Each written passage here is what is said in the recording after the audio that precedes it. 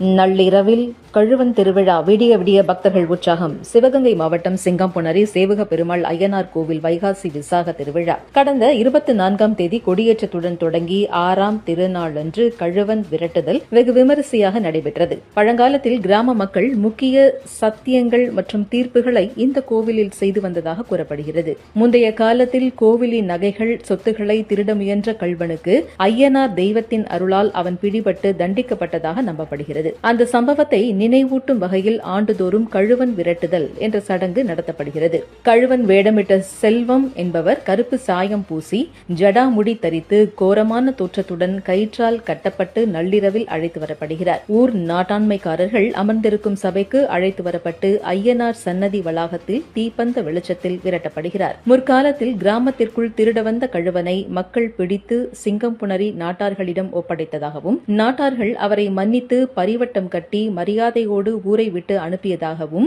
ஊர் எல்லையில் படுத்து உறங்கிய கழுவனும் அவரது மனைவி கழுவச்சியும் சேவக பெருமாள் ஐயனாரின் தேர் சக்கரம் ஏறி இறந்ததாக ஐதீகம். ஐயனார் கிராமத்தை காக்கிறார், தவறு செய்பவர்கள் யாரும் தப்ப முடியாது என்ற கருத்தை நினைவூட்டும் விதமாக கழுவன் திருவிழா கொண்டாடப்படுகிறது.